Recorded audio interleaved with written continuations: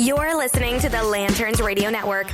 We are the network dedicated to empowering the individual, illuminating the truth, defending American exceptionalism, and inspiring future generations. Stay connected and get involved at lanterns.buzz. For great radio, get commentary and news of the day. Lanterns.buzz.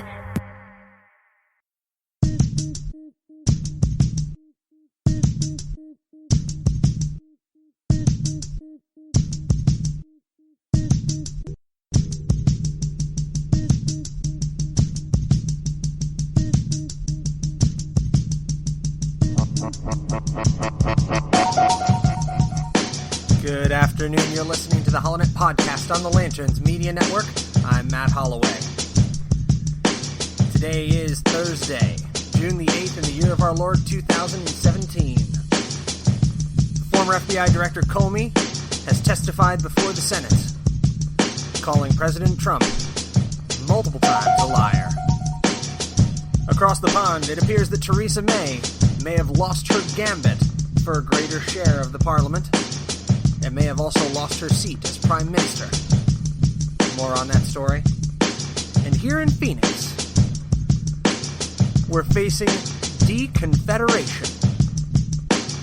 Yesterday, I was lucky enough to have my good friend Chris Merrill of local station 550 KFYI review the story. We'll talk about that here on the HoloNet podcast on the Lanterns Media Network.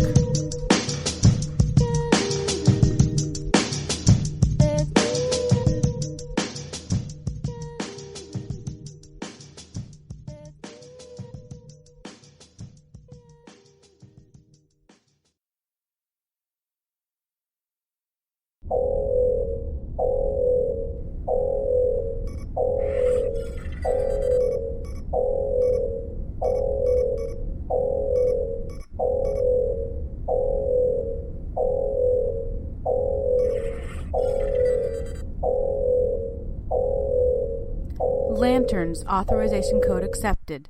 Logging in. Your access to the HoloNet has been approved. Please stand by.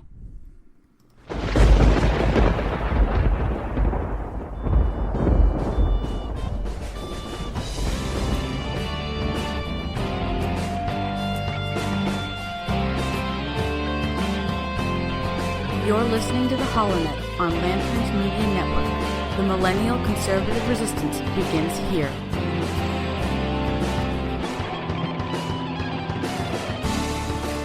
Good afternoon. You're listening to the HoloNet podcast on the Lanterns Media Network. From Phoenix, Arizona, I'm Matt Holloway. Probably the single biggest item in the news and the center of a media feeding frenzy is the testimony of former FBI Director James Comey. Now, there are highlights of this running all around, but I just wanted to get to the good stuff right away. It's about a minute and a half of audio here of former Director Comey repeatedly stating that President Donald Trump has lied about the FBI. We'll go to that audio right now. Although the law required no reason at all to fire an FBI director, the administration then chose to defame me and, more importantly, the FBI by saying that the organization was in disarray, that it was poorly led, that the workforce had lost confidence in its leader. Those were lies, plain and simple. What was it about that meeting that led you to determine that you needed to start putting down a written record? A combination of things. I think the circumstances, the subject matter, and the person I was interacting with. Circumstances first, I was alone with the President of the United States, or the President-elect, soon to be President. The subject matter, I was talking about matters that touch on the FBI's core responsibility and that relate to the President-elect personally. And then the nature of the person. I was honestly concerned that he might lie about the nature of our meeting, and so I thought it really important to document. In his interview with Lester Holt on NBC, the president said, I had dinner with him. He wanted to have dinner because he wanted to stay on. Is this an accurate statement? No, sir. Did you in any way initiate that dinner? No. And at his press conference on May 18th, the president was asked whether he had urged you to shut down the investigation into Michael Flynn. The president responded, quote, no. Next question. Is that an accurate statement? I don't believe it is. At the culmination of all these events, you're summarily fired without any explanation or anything else. Well, there was an explanation. I just don't buy it.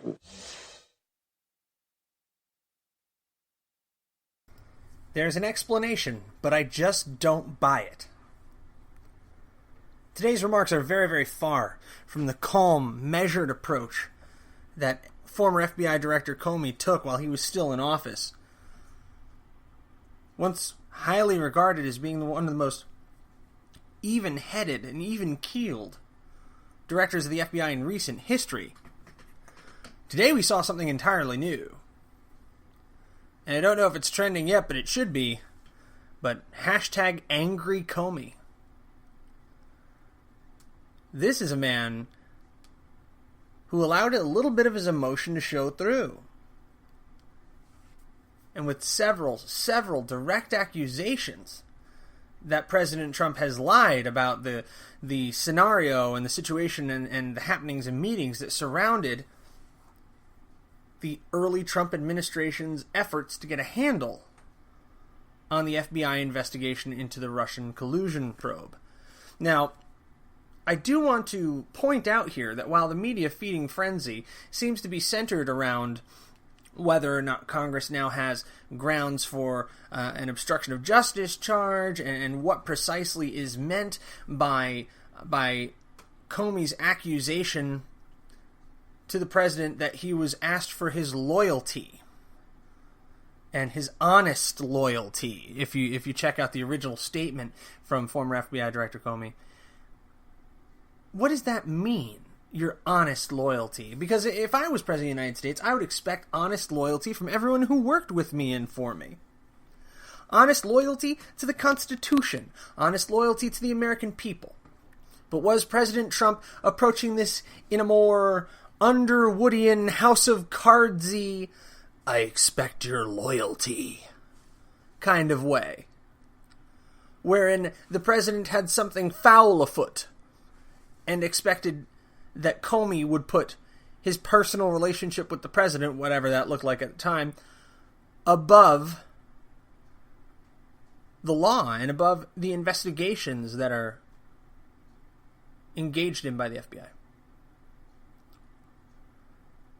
Now, story on the Blaze up today, only hit about 16 minutes ago. It's 4:45 in Arizona. Said that MSNBC's Chris Matthews said that the testimony today, from Director James Comey collapsed the Russian collusion story that Democrats have been pushing for months. He made the comments on MSNBC. He said, but the big story has always been the assumption of the critics of the president, of his pursuers, you might say, is that somewhere along the line in the last year, the president had something to do with colluding with the Russians. Something to do, a helping hand, encouraging them, he added. Feeding their desire to affect the election in some way, some role they played, some conversation he had with Michael Flynn or Paul Manafort or somewhere. And yet what came apart this morning was that theory. Because in two regards, the president said, according to the written testimony of Mr. Comey, go ahead and get anybody satellite to my operation and nail them. I'm with you on that. So that would mean Manafort, Carter Page, something like that. And what's fascinating, he said, and then he also came across today, what was fascinating, Comey said that basically Flynn wasn't central to the Russian investigation, that he was touching on it. That there was, of course, Flynn hadn't honest, we assume, wasn't honest in his answer on the official forms they had to fill out to become national security head. So he goes on, and I can roll you the audio if you really want to listen to him, but I can't really think of a convincing reason to listen to Chris Matthews. But dare I say it, the poor guy managed to hit the nail on the head this time. The Russian collusion conspiracy with President Donald Trump has completely collapsed. It imploded today. What the worst someone can gain from the Comey testimony is that the president had a conversation with the then FBI director, which could be judged as being somewhat inappropriate. But somewhat inappropriate has kind of become the word of the day with Donald Trump. I mean, somewhat inappropriate is the man's MO. And it would not strike me as at all odd that he requires a certain amount of loyalty and a certain amount of direct personal dedication to his administration from those who work for it. And make no mistake, the director of the Federal Bureau of Investigation reports directly to the Department of Justice and the President of the United States. The Department of Justice rolls up to, but is somewhat independent of, the judicial system. But at the end of the day, the FBI is an executive branch office, and the director of the FBI is accountable to the President of the United States. So, were I Director Comey's employer in that respect, would I tell him, I'm looking for your loyalty, I need your loyalty, your honest loyalty? Yeah, I expect that of everyone I work with. I expect the spirit de corps. I expect commonality of purpose. Was it appropriate for the president to discuss this in this manner? Was it a shade creepy? Was he flexing the muscle and working his power of intimidation? Probably. That's how President Trump does business. That's how he's always done business as a businessman. This is what we elected, folks. You might not like it, but it's what we voted for. Heck, I can't look at President Trump's Twitter feed without face-palming most days. But you know, I voted for the guy. The reason I voted for the guy is because the other option was worse. And we need to keep our eye on the ball. There's a lot of reasons we need to keep an eye on the ball, and a lot of distractions out there. We're going to talk about one of those distractions up next. Deconfederation. Here in my hometown of Phoenix, it already hit South Carolina, it hit Louisiana, and it's coming to a city and a state near you. The removal of Confederate memorials and markers from every state of the Union. The erasure of history. All that when we come back from this quick break. You're listening to the Holonet on Lanterns Media Network. We'll be right back.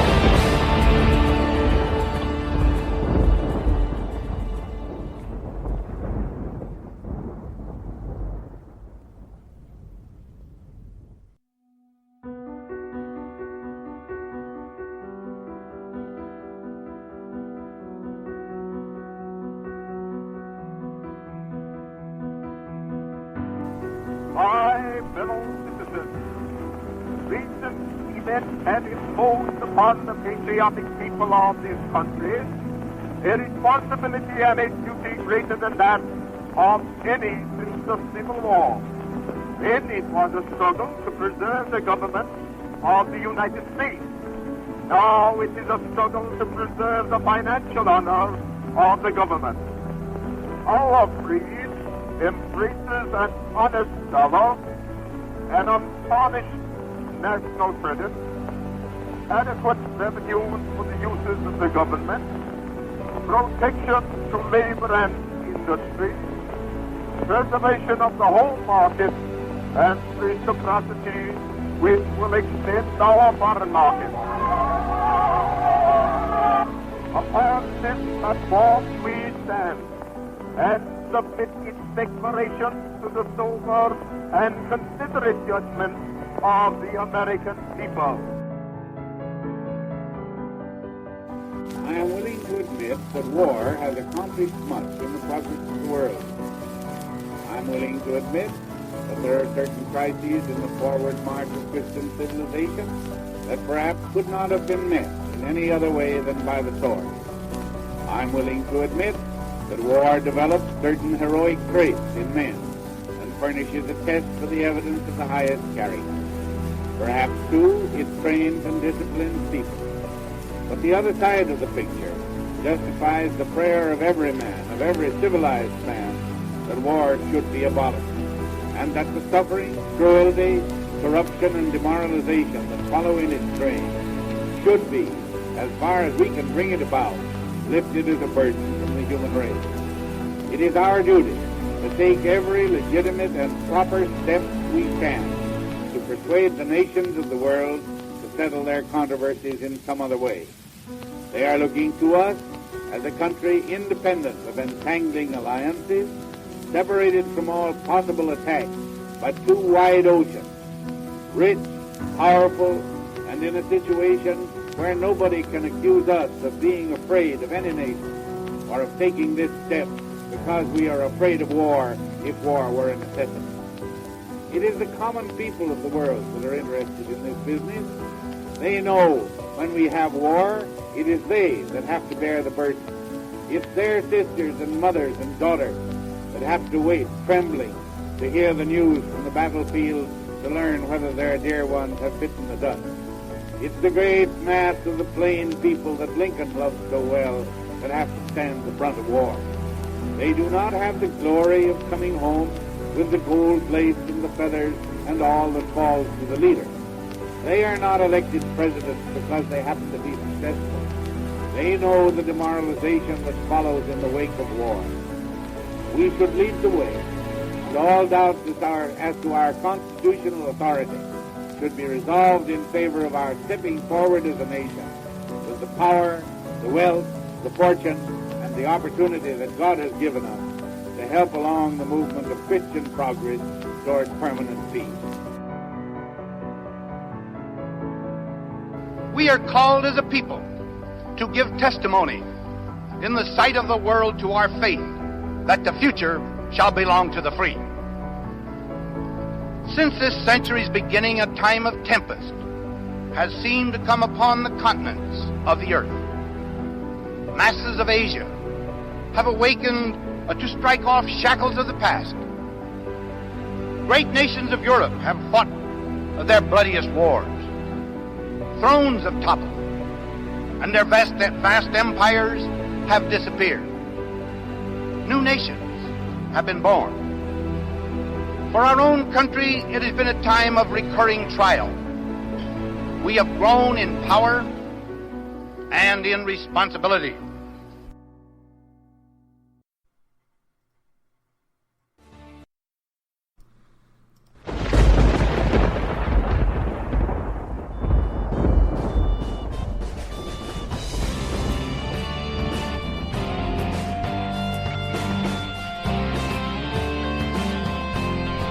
You're listening to the HoloNet on Lanterns Media Network. The millennial conservative resistance begins here.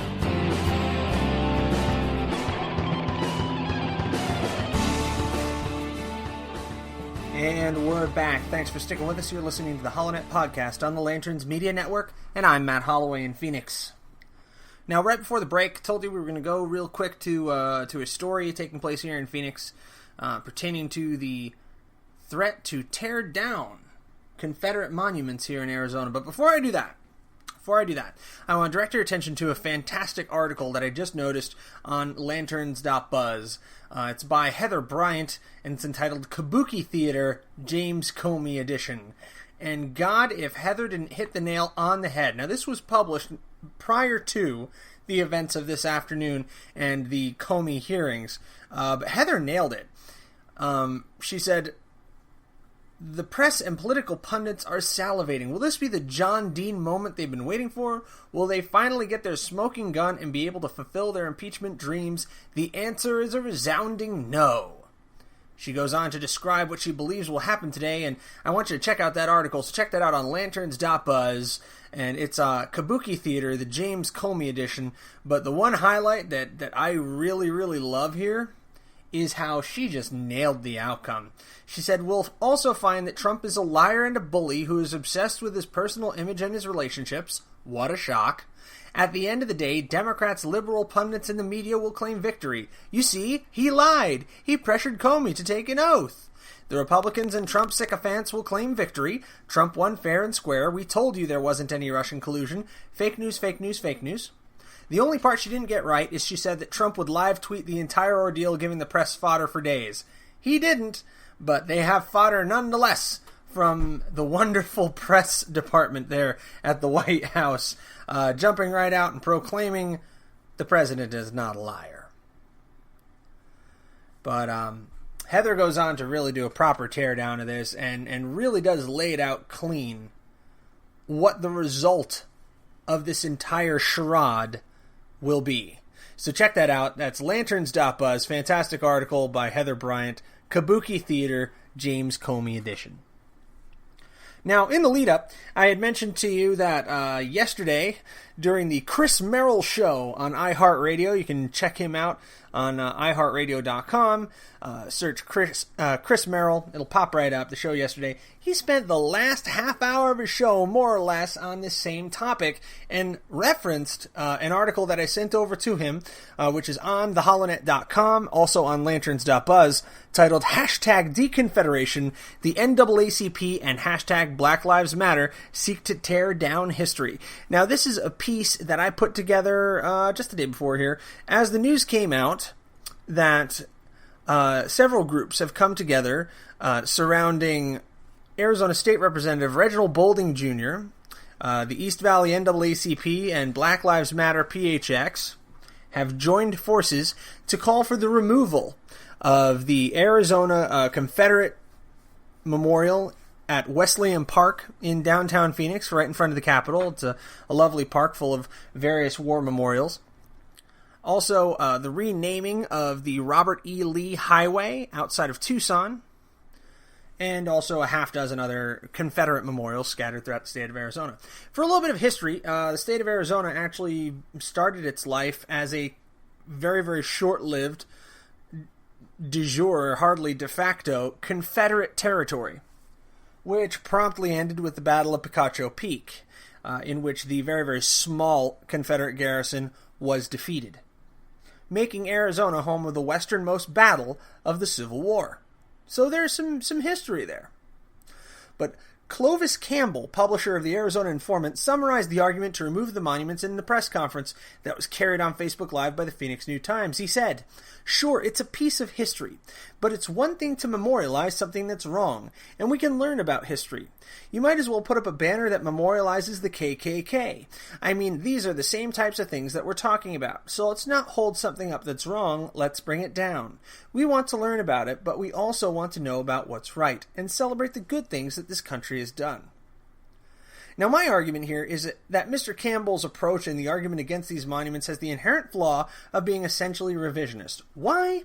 Because with the decline of textbook sales and the malleability of digital records, you can edit what is online so easily. How do we preserve our history in an ineffable, lasting fashion?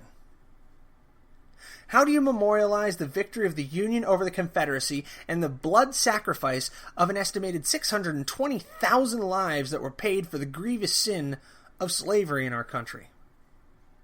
How do we give the customary respect of an honorable burial to the Confederate dead, which we've always given our enemies? How do we honor the Southern culture, the proud Southern culture, and our shared history without glorifying slavery and without disrespecting the descendants of freed slaves? I don't think that a bulldozer or a truck crane present the solution. Now, one quote that I ended it out with that seems to be creating some controversy is I ended it with a John Wayne quote. And John Wayne the Duke said, "Sure, I wave the American flag. Do you know a better flag to wave? Sure, I love my country with all her faults. I'm not ashamed of that. Never have been, never will be." I'll tell you right now, I consider the Confederacy to be one of those faults. And I love my country with all of her faults, and I'm not ashamed of that. But I do believe that tearing down these edifices, these memorials in New Orleans and in South Carolina, now here in Arizona, are a manifestation of national shame. Plain and simple. And if you log on to Twitter, you can tweet me at Matt D. Holloway or at the HoloNet. Chris Merrill and I went back and forth, and yes, my laptop ate my podcast that I recorded yesterday.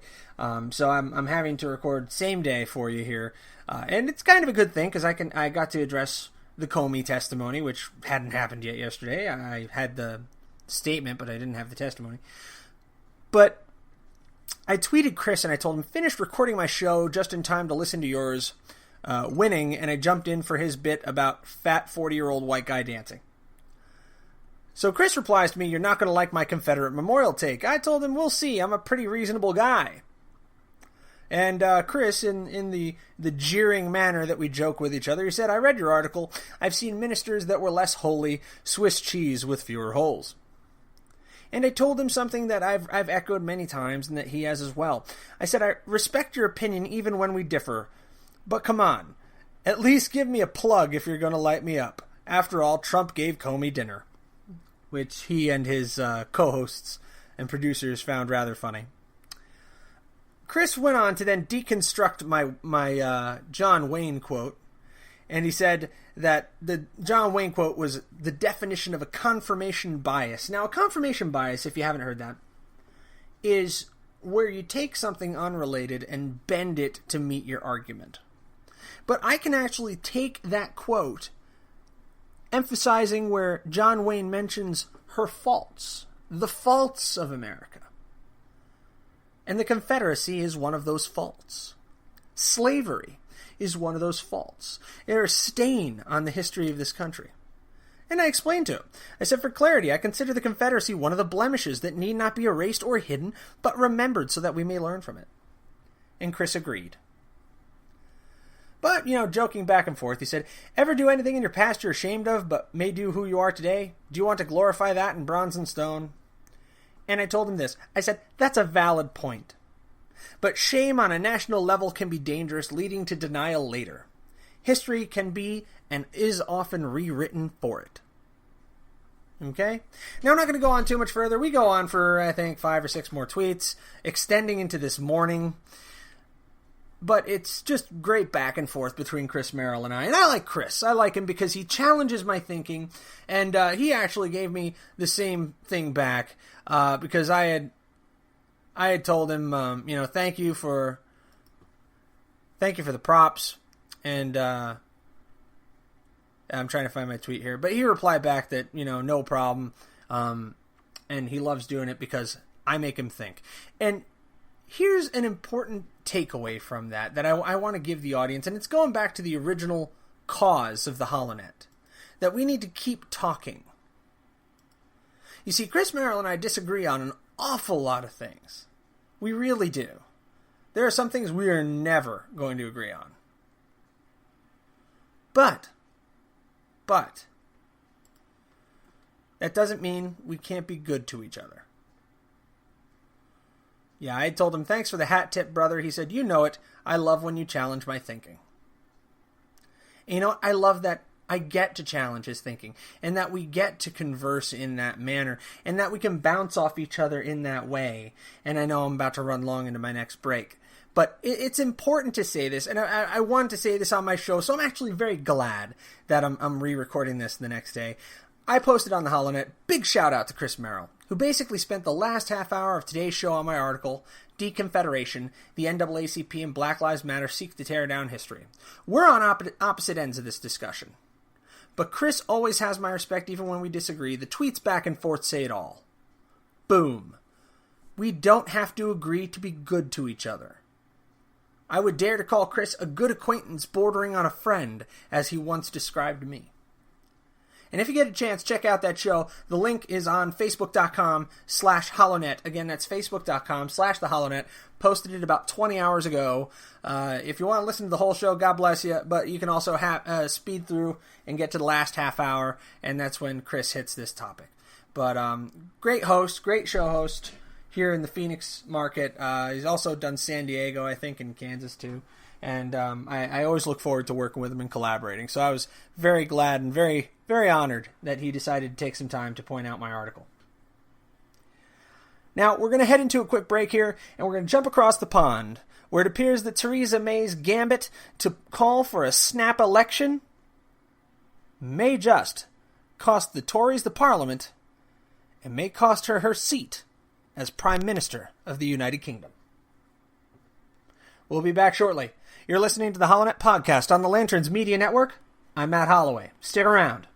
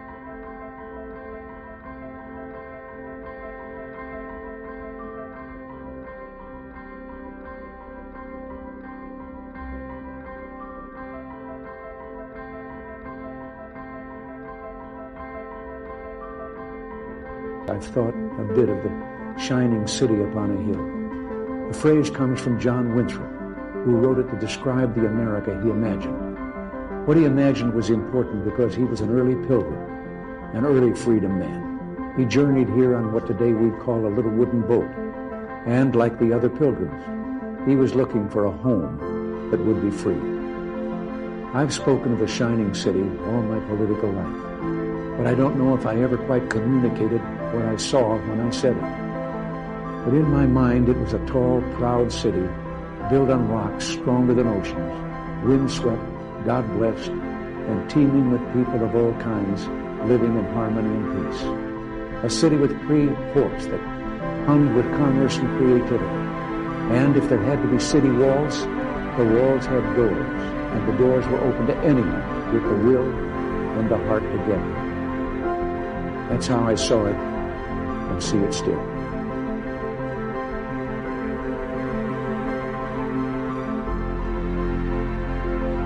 I want the people of America to be able to work less for the government and more for themselves. I want them to have the rewards of their own industry. This is the chief meaning of freedom. Until we can reestablish a condition under which the earnings of the people can be kept by the people, we are bound to suffer a very severe and distinct curtailment of our liberty.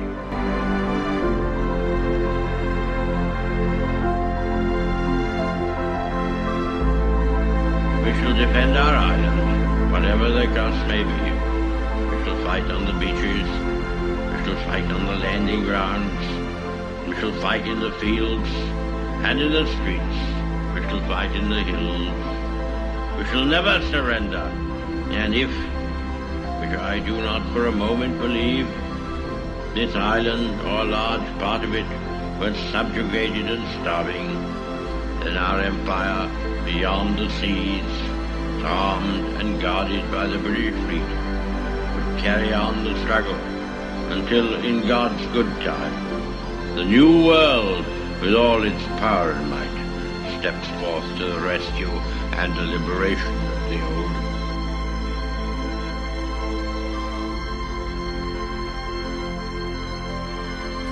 All levels of income are better off than they were in 1979. But what the honourable member is saying is that he would rather the poor were poorer, provided the rich were less rich. That way you will never create the wealth for better social services as we have. And what a policy! Yes, he would rather have the poor poorer, provided the rich were less rich. That is the liberal policy. Yes, it came out, he didn't intend it to, but he did.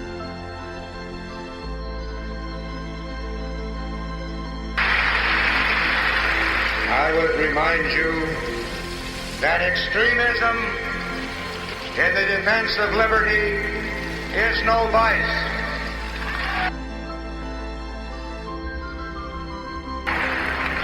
let me remind you also that moderation in the pursuit of justice is no virtue.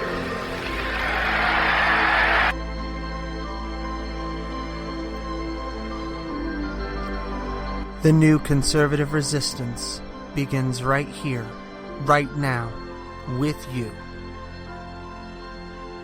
Here we hold the line against the night. You're listening to the HoloNet on Lanterns Media Network.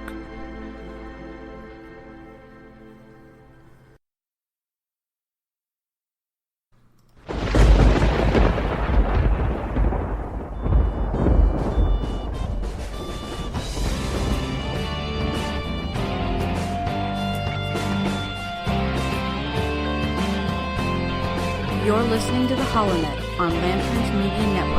The millennial conservative resistance begins here.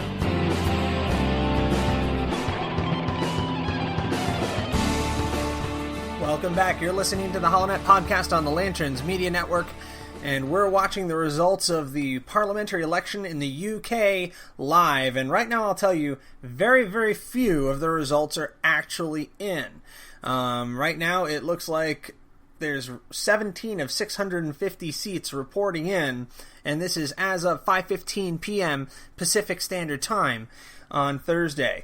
So, yeah, right now, I'm not necessarily going to call this one because it doesn't look very definitive. Now, The Guardian disagrees. Pulled up theguardian.com politics. According to them, exit polls point to a hung parliament in the 2017 general election. Shock results of a 10 p.m. UK time exit poll indicates the Conservative Party will have 314 seats, with the Labour Party increasing to 266. This would result in the necessity of a coalition government. So I'm going to go ahead to, let's see here. The Guardian says, Theresa May's gamble at calling an early general election following a massive Conservative lead in the polls appeared not to have paid off after a 10 p.m. exit poll predicted that Britain was headed for a hung parliament. The shock result, which followed forecasts of a Tory majority of up to 100 seats, came after Jeremy Corbyn enthused Labour supporters who had flocked to almost 100 rallies all across the island nation. The poll suggested that Conservatives were on track to be the largest party, but were 12 seats short of an overall majority. Now, the Conservatives, the Tory party in the UK, held a slim majority before this election was called by Theresa May, but it was believed by many that Prime Minister May had called this election in order to be a ratification, if you will, a validation of her Brexit strategy and of the Conservative vision for potentially privatizing the national healthcare system in the UK. But it's very fascinating how profoundly this may be backfiring on the May administration. Now, it's very, very early in the election. The counts are still coming in, and it's seat by seat right now. So I'm going to continue to pay attention to it throughout the day. I'll see if I can put a story up on lanterns.buzz and on the HoloNet once we have the full decision in from the UK. But this could be a significant change in our most stalwart and steadfast ally, the United Kingdom of Great Britain. So we're going to need to watch this one carefully, keep our eyes on it, because a Theresa May 10 Downing Street was a friendly 10 Downing Street. Not exactly hand in hand or hand in glove with the Trump administration, to be sure, but certainly a warmer reception than a Corbyn administration would provide. Jeremy Corbyn far more Eurocentric and far more interested in closing ties with Brussels, not with Washington, D.C. So we'll keep our eyes on that as the evening progresses, and we'll get you more information as it goes by. Keep your eyes on the holonet.com and lantern.buzz for more on the story as it develops. Now, I want to take you really quickly to another story. And I'm not going to spend very much time on it because it's fairly laughable. I've got about 5 minutes before the break, so I'm going to spend it on that. I love Google. I really do. It's a fantastic platform, and it makes doing a show like this kind of easy. Hashtag not a sponsor. Because Google's news filter gives you a lot of the information that you might want to pull. Now, I have a news aggregator from lanterns.buzz that I also utilize from Lanterns Media Network, but I also utilize Google News just to keep an idea on what the other side is saying all day. So I came across this article on the Huffington Post. I know. The HuffPost. Ugh. Terrible. But it's by Marjorie Cohn, contributor and professor emerita at the Thomas Jefferson School of Law, that Trump's climate withdrawal is an impeachable offense. An impeachable offense. Now, the argument that the professor takes, and while I certainly cannot stand up to her proud pedigree from Thomas Jefferson University, I can tell you that I hold a desk edition of the Constitution of the United States in my hands, and I'm a staunch constitutionalist. Okay? But she points to withdrawing from the climate agreement as a political offense, as defined by Alexander Hamilton in Federalist No. 65, that offenses are impeachable if they, quote, proceed from the misconduct of public men, or in other words, from the abuse or a violation of some public trust. They are of a nature which may with peculiar propriety be denominated political, as they relate chiefly to injuries done to the society itself. So I want to point out here that many sources, including the founder of the Weather Channel, I'll provide a link to that story, the founder of the Weather Channel, have soundly debunked global warming. Okay? This is not some schlub. This is a man who was a part of the meteorological establishment and is a well-respected scientist. A well-respected meteorological expert. Completely debunked it. And that video is flying around on social media right now. Check it out if you get a chance. I'll share it on the HoloNet Facebook. Now, Hamilton refers to injuries done immediately to the society itself. And I must ask you, what is the greater injury? Is the greater injury affecting a 0.2 degree difference in the global average temperature, as the Blaze is reported and Lanterns.buzz is reported, is the pure result of the Paris Agreement? If you read about the Paris Agreement, it is largely ineffective to the overall temperature of the planet, or would be leveling the kind of debt that cripples a nation on the American people, adding to hyperinflation,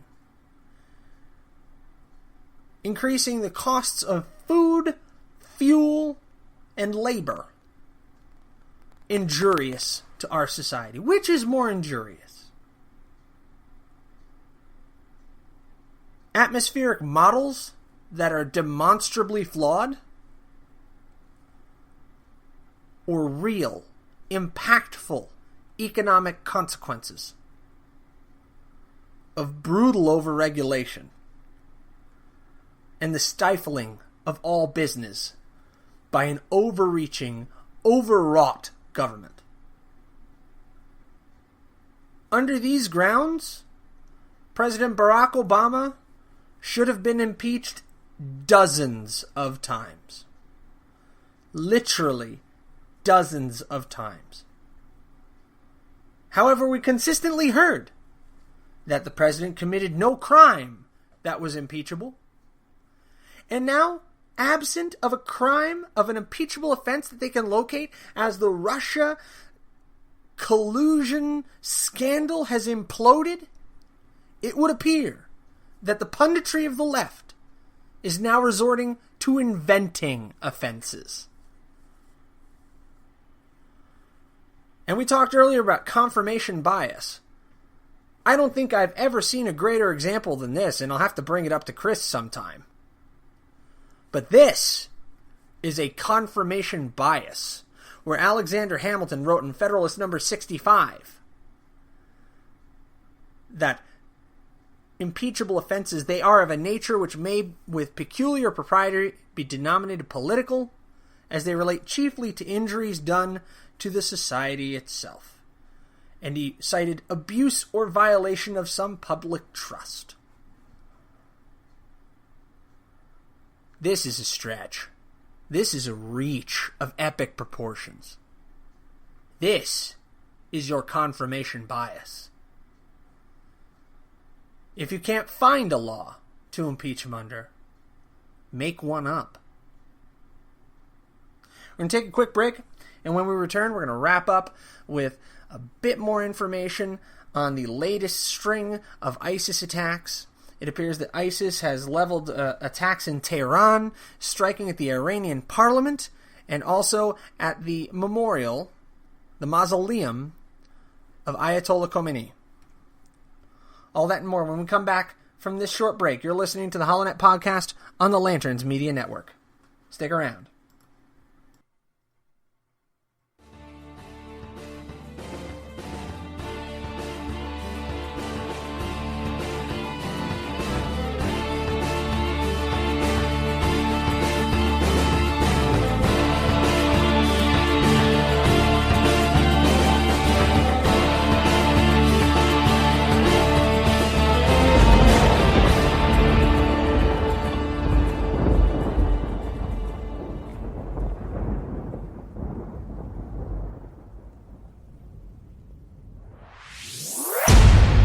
You are listening to the Lanterns Radio Network, where Americans come together to illuminate the truth. Turn it up loud and proud until the knob breaks off. Lanterns, illuminating the truth.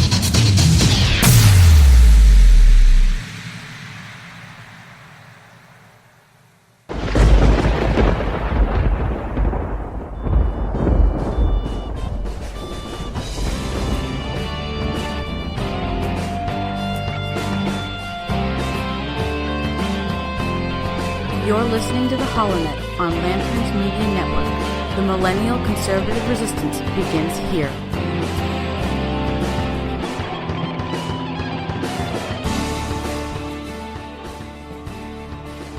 And we're back. You're listening to the HoloNet podcast on the Lanterns Media Network.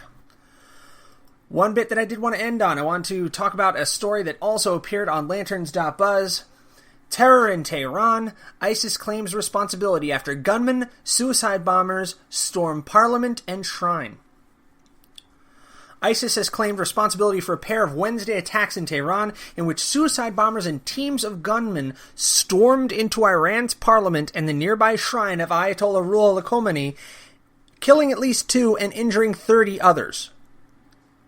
Now, this was a rare and stunning move because ISIS released video from inside the parliament where the attack was taking place while the parliament was in session. Let me lay that out for you. The parliament was actually in session and they attacked.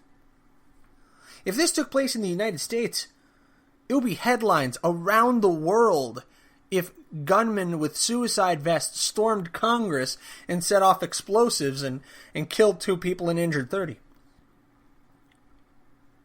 But this is a staggering move from ISIS, who by most accounts is on the ropes in northern Iraq, in Mosul, and is taking serious hits in Syria. We now have Iran, who will be more charged up than ever, and more ready to enter this fight. We may be gearing up for the 5-way battle royale for the Middle East. President Trump in the past week strode into the diplomatic crisis currently underway between Qatar and between the Kingdom of Saudi Arabia.